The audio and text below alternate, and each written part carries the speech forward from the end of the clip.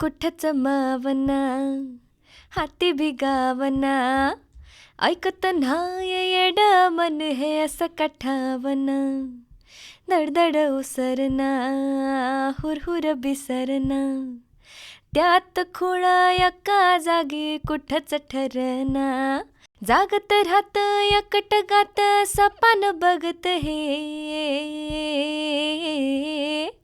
मन धावतया तुझ्याच माग डोलतया तुझ्याच साठी जाव जित तित नाव ये तुझंच वटीर.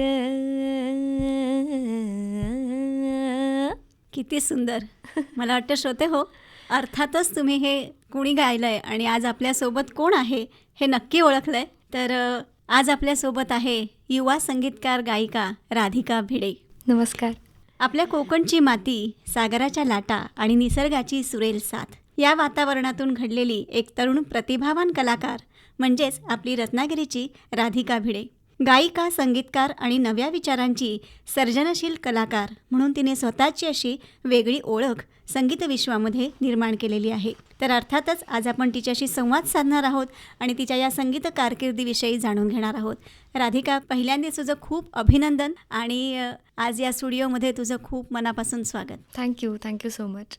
आणि अर्थातच मुलाखत म्हटली की पहिला प्रश्न हा सर्वांच्याच मनात असतो की कशी सुरुवात झाली या प्रवासाची, काय सांगशील? माझी आई आणि माझी बहीण दोघींनाही संगीताची आधीपासून आवड होतीच. शमिकानेही संगीतामध्येच करिअर केलं आहे. त्यामुळे माझा प्रवास आधी आपण असं म्हणायला हरकत नाही की कानसेन म्हणून सुरू झाला, कारण मी खूप लहानपणी अगदी म्हणजे गर्भसंस्कार सुद्धा आईने माझ्या गाणं ऐकून केले आहेत. त्यामुळे कुठेतरी ते जोडलेलं होतंच. त्यामुळे हळूहळू आवड म्युझिकची सुरू झाली आणि शमिकाची रोजची प्रॅक्टिस ऐकायचे. तर तिथून जो कानसेनचा प्रवास सुरू झाला, तर कुठेतरी शाळेत असताना सुद्धा गोडी लागली. आणि शमिकाला सारेगमप नंतर कीबोर्ड गिफ्ट मिळालेला, तर त्यामुळे कीबोर्ड तो ती रत्नागिरीत ठेवून शिक्षणासाठी पुण्यात गेली. तर त्यामुळे मला एक दिवस असाच विचार आला की आवड तर आहे, तर आपण काहीतरी वाजवून बघूया येतंय का. तर त्या दिवशी मी ऑलमोस्ट एक दिवस अख्खा बसून एक गाणं वाजवलं. अरे वा. आणि म्हणजे मलाही कळलं नाही की ते एवढा वेळ ही कसा गेला ह्यामध्ये, आणि आलं मला. म्हणजे आय वॉज सरप्राईज्ड की मला आलं असं. तर तिथून प्रवास सुरू झाला. तो हळूहळू आता डेव्हलप होत स्वतःला शोधत मी इथपर्यंत आले. यासाठी गुरु कोण आहेत तुझे? पहिलं शिक्षण मी निशांत लिंगायत सरांकडे घेतलं, कीबोर्डचं शिक्षण. त्यानंतर मी रॉक स्कूल लंडन युनिव्हर्सिटी लंडनची आहे, तिथून कीबोर्ड आणि पियानोच्या कंटेम्पररी म्युझिकमधल्या परीक्षा पूर्ण केल्या. त्यानंतर 1 वर्ष मी केम म्युझिक कन्झर्वेटरीमध्ये होते. तिकडे मी वेस्टर्न क्लासिकल पियानो केला. तिकडनं परत रत्नागिरीमध्ये लॉकडाऊनमुळे आले, तर तेव्हा प्रसाद गुळवणी सरांनी मला खूप उत्तम मार्गदर्शन केलं क्लासिकल म्युझिकला पकडून. कंपोजिशनसाठी त्यांनी वेगवेगळे राग शिकवले. त्यामुळे आत्तापर्यंत मला खूप छान छान गुरूंचा सहवास लाभला आणि त्यामुळे आज इथपर्यंत आहे मी. नक्कीच. एखाद्या गाण्याच्या सादरीकरणासाठी नेमकी काय तयारी आवश्यक असते? गाण्याचं सादरीकरण म्हणायचं झालं तर आय फील की आपल्याला कॉन्फिडन्स पण तेवढा लागतो आणि त्याच्यासाठी तयारी लागते. त्यामुळे मला वाटतं की सादरीकरण तेव्हाच उत्तम होऊ शकेल जेव्हा तयारी खूप घट्ट झालेली असते. बरोबर. त्यामुळे आय फील की सादरीकरण बाकीच्या प्रेझेंटेशनच्या गोष्टी स्टेजवरच्या खूप इम्पॉर्टंट असतातच, पण बॅकस्टेजपर्यंत जी काही मेहनत असते तीच सगळी स्टेजवरती कामी येते. त्यामुळे आय फील की ते खूप इम्पॉर्टंट आहे. बरोबर. सोशल मीडियामुळे संगीत विश्वामध्ये बदल झालेत असं वाटतंय? नक्कीच. सोशल मीडियाने actually independent music, independent artist यांना खूप मोठं एक प्लॅटफॉर्म मिळाला, ज्यामध्ये एक कॉन्फिडन्स आला इंडिपेंडंट आर्टिस्ट म्हणून की आपलं गाणं लोकांपर्यंत पोहोचवण्यासाठी हा खूप सोपा मार्ग आहे आणि इफेक्टिव्ह मार्ग आहे. त्यामुळे आय फील की सोशल मीडियामुळे जग खूप जवळ आलं. नक्कीच. त्यामुळे सोशल मीडियाचा खूप मोठा हातभार आहे यामध्ये आणि सोशल मीडियामुळेच आज मी सगळ्यांपर्यंत पोहोचू शकले. त्यामुळे नक्कीच मला खूप ग्रेटफुल वाटतं या गोष्टीचं की लोकांपर्यंत माझं गाणं पोहोचलं, त्यांना आवडलं. कुठलंही आता तू म्हणालीस तसं की गाणं सादरीकरण जे म्हणतो त्याच्यासाठी मेहनत असते, पण मुळात रियाज याला या क्षेत्रामध्ये किंवा एकूणच संगीत क्षेत्रामध्ये त्याला फार महत्त्व आहे.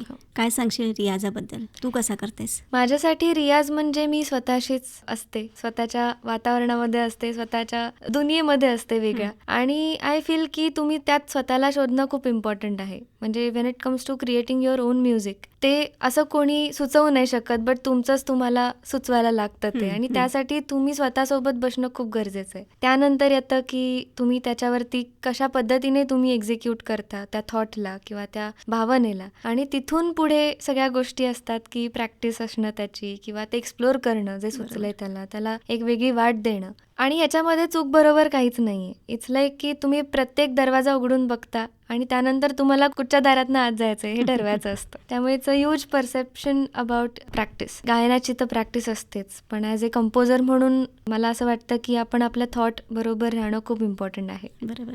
जसं आता तू म्हणालीस की आपल्या बरोबर राहणं, त्या विश्वात रमणं ह्याला महत्त्व आहे, तसंच ऐकणं ह्याला सुद्धा खूप महत्त्व आहे. ॲब्सोल्यूट. त्याबद्दल येस, ऐकणं आय फील की खूप इम्पॉर्टंट आहे, कारण कॉशियसली आणि सबकॉन्शियसली दोन्ही हे खूप आपल्या मनावरती इफेक्ट करत असतं. त्यामुळे आपण बसून नुसतं ऐकू नाही शकत दिवसभर, पण आपण कॉन्स्टंटली काही ना काहीतरी करत असताना काही ना काहीतरी कानावर पडत असतं. त्यामुळे आय फील की ऐकणं हे खूप इम्पॉर्टंट आहे आणि त्याचा परिणाम हा आपल्या कामावरती सुद्धा येतो. आता जसं की वेगवेगळे कंटेम्पररी म्युझिकमध्ये सुद्धा वेगवेगळे जॉनर्स आहेत, तर आय फील की तुम्ही ते जेवढे एक्सप्लोअर कराल तेवढं तुम्हाला अजून एक वेगळा रंग मिळतो नवीन ॲड करायला. त्यामुळे ऐकणं ही सुद्धा खूप इम्पॉर्टंट आहे. मला वाटतं रियाजाचाच तो एक भाग आहे. ॲब्सोल्यूट. अनेक भाषांमध्ये तू गाणं गायलीस, तर भाषा बदलली की नेमका काय त्याच्या मागचा विचार असतो, काय अभ्यास करायला लागतो त्याच्यासाठी? भाषेचा अभ्यास म्हणायचं झालं तर गाण्याचा ठेराव,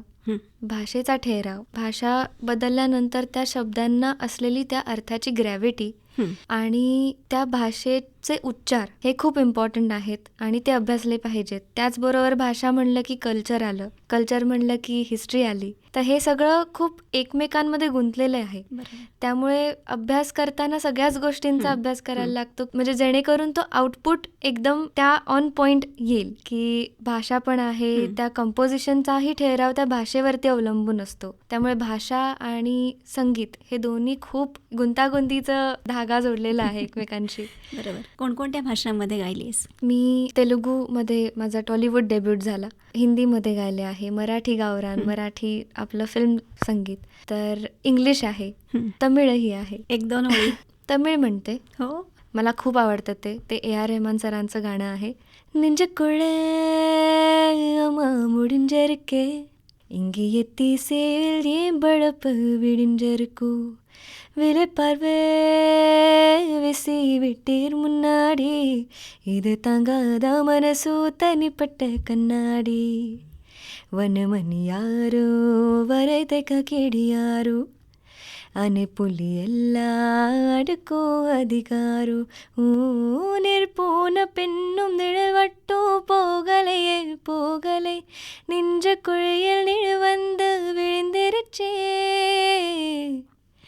அப்ப நிமிந்தாத அப்புறமா குனியலை குனியலை குட கம்மி பூல மதம் கொட்டி நிற்குதே நெஞ்சுக்குள்ளே அம்மா முடிஞ்சிருக்கே இங்கு எத்திசையில் ஏன் பழப்பு விடிஞ்சிருக்கू. किती छान. म्हणजे खरं सांगायचं ना तर भाषा जरी समजली नाही ऐकणाऱ्याला तरी सुद्धा त्यातला एक गोडवा, त्यातलं संगीत भारावून टाकतं. म्हणजे भाषा हा मध्ये अडसर होऊच शकत नाही संगीतामध्ये. खूप छान. राधिका, गायिका आणि संगीतकार हा प्रवास कसा घडला? म्हणजे संगीत देताना आधी नेमकं काय सुचतं? चाल, शब्द की भावना? मला गाण्याची आवड आधी लागली, गायची आवड आधी लागली. हळूहळू मी संगीत द्यायला सुरुवात केली. तर ॲज अ गायिका म्हणून मी भरपूर गाणी गायली आणि त्यामुळे इनडिरेक्टली का होईना मला भरपूर गाण्यांचा अभ्यास करता आला.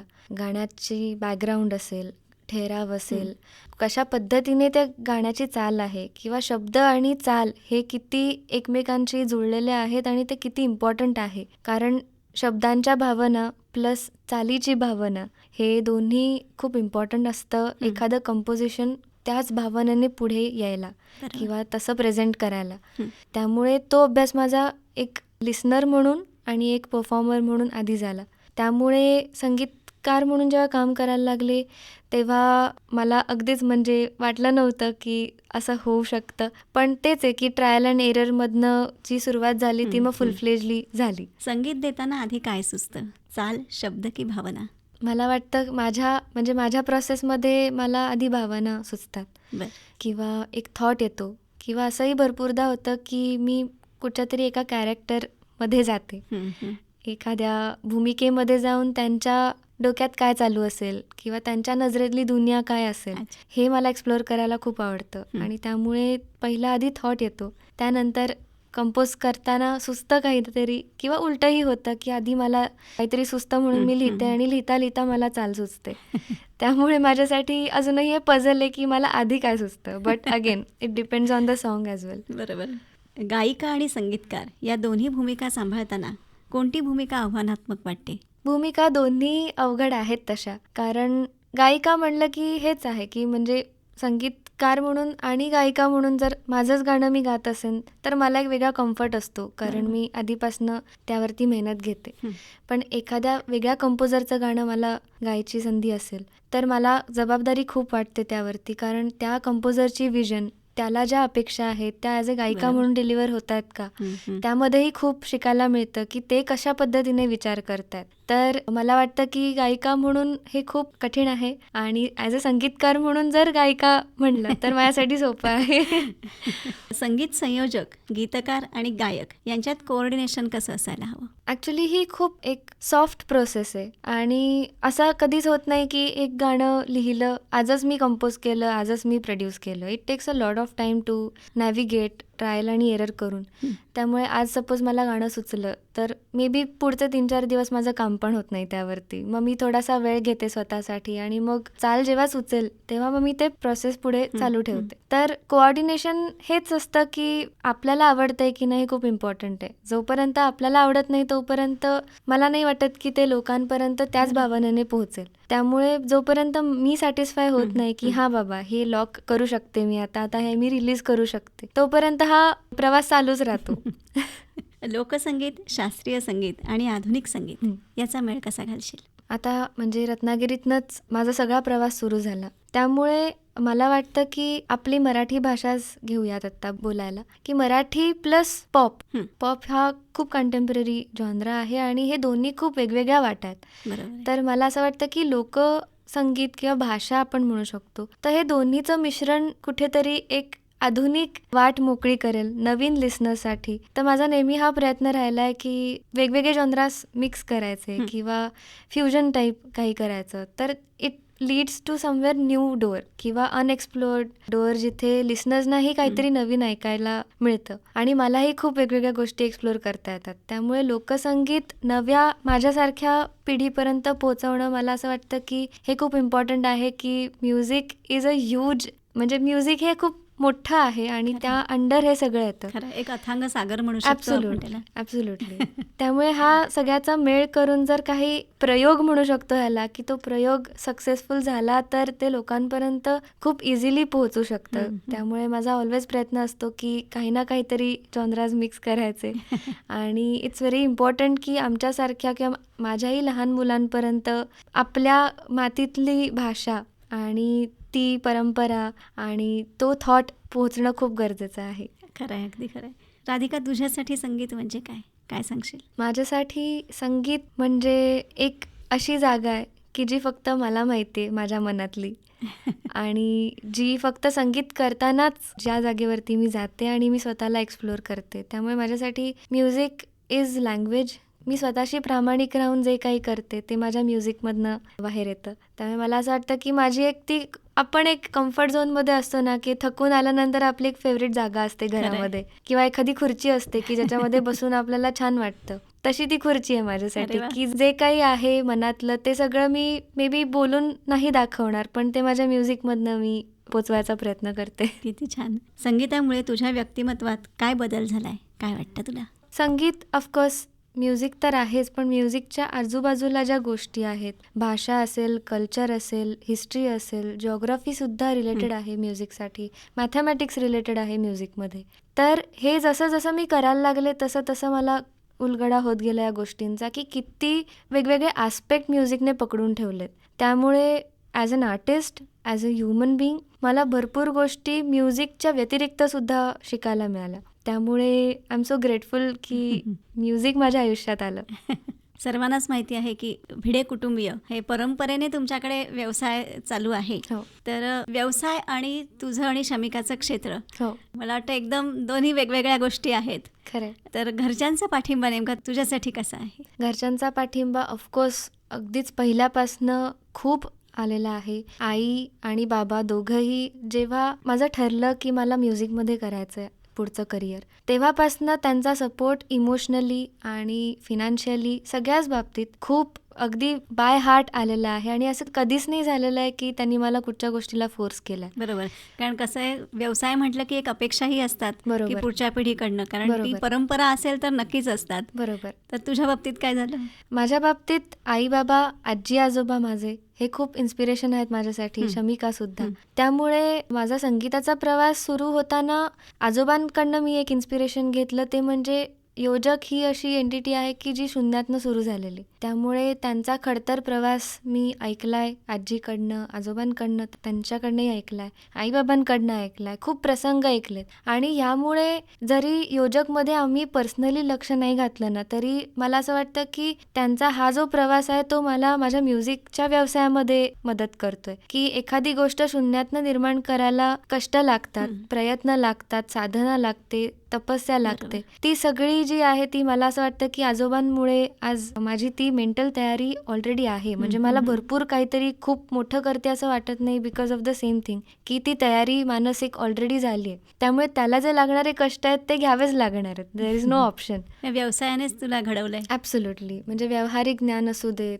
मदत असू देत, तर ही म्युझिकमध्येही मला खूप उपयोगी पडते. म्हणजे म्युझिक जरी हॉबी असली तरी करिअरकडे बघताना एक व्यवसाय म्हणूनच बघितला जातो. आणि तो व्यावहारिक आस्पेक्ट किंवा तो पॉईंट ऑफ व्ह्यू शिकून घेणं खूप इम्पॉर्टंट आहे, जे मला माझ्या आजोबांमुळे आज मी करू शकते. तुझ्या सगळ्या तरुण मित्रमैत्रिणींना काय सांगशील? मी हेच सांगेन की तुम्ही जसे आहात तसेच तुम्ही रिफ्लेक्ट व्हा. म्हणजे तुम्ही इन्स्पिरेशन भरपूर घेऊ शकता, पण when it comes to your own thing, own it completely. की मनापासनं करा जे काही कराल ते, आणि हेजिटेट नका होऊ.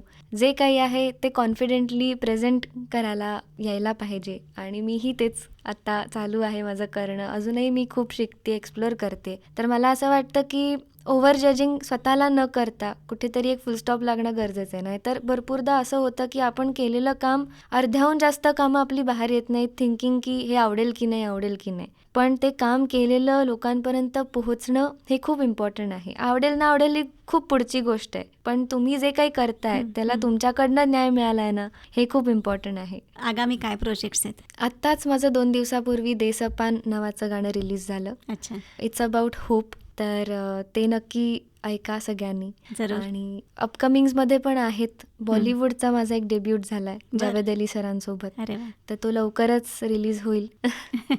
तुला मिळालेल्या पुरस्कारांबद्दल सांग. मन धावतया जे गाणं झालं फेमस, तर मला ॲक्च्युली कल्पना नव्हती एवढं व्हायरल होईल. तर त्या गाण्याला MIMA चे अवॉर्ड्स आहेत. अच्छा. तर त्याचं बेस्ट कंपोजर आणि best song of the year म्हणून अवॉर्ड मिळालं. अरे वा. तसंच तान्ह्या रोपासाठी जे गाणं आहे, जे ऑलरेडी रिलीज्ड आहे 2-3 वर्षा अगोदर, त्या गाण्याला संगीत संयोजक म्हणून अवॉर्ड मिळालं. इरा नावाच्या अवॉर्ड संस्थेने दिलं ते. आणि चालूच आहेत प्रवास. किती छान. Aiming for many more awards. नक्कीच. आणि आम्ही पण अशीच सर्व अपेक्षा करू की असंच यश तुला थँक्यू. उत्तरोत्तर मिळत जावं. थँक्यू. राधिका, मला असं सांग की जेव्हा असे पुरस्कार मिळतात, ऑफकोर्स आनंद होतो, कौतुक होतं, ते खूप छान वाटतं, पण एक जबाबदारी वाढते असं वाटतं? खरंय. कारण पहिला जेव्हा मला अवॉर्ड मिळाला तेव्हा स्टेजवरती जाताना मला खूप वेगळंच फिलिंग होतं. म्हणजे भीती पण होती, आनंद पण होता, आणि एक रिस्पॉन्सिबिलिटी खूप जास्त आली असं होतं. कारण एक संगीत संयोजक म्हणून महिला स्टेजवरती जाणं हे त्या अवॉर्ड फंक्शनमध्ये पहिलंच होत होतं. आणि त्यामुळे मला असं वाटलं की खूप जबाबदारी एक महिला म्हणून सुद्धा आहे, एक संगीत संयोजक म्हणून आहे. तर always I will make sure की ही जबाबदारी मी नीट पार पाडते आणि I will give my best to it. आपल्याकडे एक मानसिकता असते ना की एक खेडेगावातलीच आपण म्हणू शकतो की रत्नागिरी तसं बाकीच्या दृष्टीने बघितलंच तर ते गावामध्ये आहे, खेडेगाव आहे. तर तिथली एक मुलगी आणि आज एवढ्या पातळीवर जाऊन पोचली आहे. काय अडचणी आल्या तुला? काय नेमकं आव्हान कशाचं वाटलं तुला? आर्टिस्ट म्हणून आय गेस प्रत्येक आर्टिस्ट कुठच्या ना कुठच्या आव्हानातनं जातो आणि हा प्रवास खूप कठीणही आहे आणि बघायला गेलं तर तेवढा सोपाही आहे. बिकॉज म्युझिक जेव्हा सोबत असतं तेव्हा कुठची भीती नसते. आता फक्त उरला प्रश्न प्रयत्नांचा, कष्टांचा, निगेटिव्ह गोष्टींना सामोरं जायचा. तर आय फील की त्या प्रवासाच्या ओघामध्ये आपण आपली इम्युनिटी वाढवत असतो. त्यामुळे मला असं वाटतं की ते नॅचरली होतं. जेव्हा आपण म्युझिककडे फोकस्ड असतो ना, तेव्हा म्युझिकच्या आउटपुटपर्यंत आय फील की ह्या गोष्टी आपल्याकडनं डील होतात ऑटोमॅटिकली. म्हणजे असं नाही होत की खचायला होतंय. म्हणजे इट्स लाईक अ चॅलेंज की हां बाबा, मला हे मी चॅलेंज स्वीकारलं आहे आणि यासाठी लागणारी जी काही तयारी आहे, जी काही पॉवर आहे, जे काही माझ्याकडे सगळं आहे ते मी याला देणार आहे. त्यामुळे माझ्यासाठी खडतर प्रवास बिलकुल नव्हता. बिकॉज फिनान्शियली तर ऑफकोर्स घरनं एवढा पाठिंबा होता, इमोशनल सपोर्ट होता. त्यामुळे राहिला प्रश्न म्युझिक करताना जे काही भावना चालू असतात, होईल की नाही किंवा आवडेल की नाही, तर ह्याच्यासाठी सामोरं जायला आय फील की तुम्ही तुमच्यासोबत बसणं खूप गरजेचं आहे. अगदी खरं आहे. जे सुरुवातीलाच तू सांगितलंस. खरं आहे. आणि रत्नागिरीतनं मुंबईत शिफ्ट होणं सुद्धा मी त्या तयारीनेच गेलेले की एकटीने करायला लागलं तर माझी तयारी आहे. जस्ट बिकॉज मला माहिती आहे की माझा गोल काय आहे आणि त्या गोलसाठी फक्त म्युझिक नाही, त्याच्या आजूबाजूला आपलं लिव्हिंग पण आलं, लाईफस्टाईल आली, सोशल ॲक्टिव्हिटीज आल्या, सोशल इंटरॅक्शन्स आली. तर ह्या सगळ्या गोष्टींची तयारी ठेवूनच जर पुढे गेलं तर आय फील की ही जर्नी खूप सोपी होऊन जाते. किती छान. मला वाटतं आता आपण वेळेअभावी इथे थांबणार आहोत. तर जाता जाता एक गाणं श्रोत्यांसाठी. येस, मी आता जे रिलीज केलं तेच. ओशाळल्या काळजाला पुन्हा होनी माय समजावना, बापा परी धीर धमण्यात दे, हा केस आता तरी धावना, दिसउरी सोसना वाट कुट दिसना, आभाळ नाही डोईला पायाशी भुई बियसना, काहिली जीवाची थांबना, देसपान पुन्हा गाठीला, राहुनी तू उभा साथीला, देसपान पुन्हा गाठीला, राहुनी तू उभा साथीला. क्या बात आहे राधिका, Thank you. खूप सुंदर. थँक्यू. तुझ्या पुढच्या सगळ्या यशस्वी वाटचालीसाठी खूप साऱ्या शुभेच्छा Thank देते. you. आज तू इथे आलीस, खूप छान गप्पा मारल्यास. थँक तुझ्या गोड आवाजात आम्ही काही गाणी पण ऐकली, तर त्याबद्दल आकाशवाणीतर्फे आणि सर्व श्रोत्यांतर्फे मी तुझे आभार मानते. धन्यवाद. नमस्कार. मलाही आकाशवाणीचे खूप मनापासून आभार मानायचे आहेत की आज मला इकडे इंटरव्ह्यूसाठी बोलवलं होतं. खूप मजा आली ताई. धन्यवाद. या कार्यक्रमाचे सादरकर्ते होते विवेक वानखडे. आणि श्रोते हो, याबरोबरच आजचा आपला इंद्रधनुष्य हा कार्यक्रम संपला. मी रेडिओ सखी पौर्णिमा साठे आपला निरोप घेते. नमस्कार.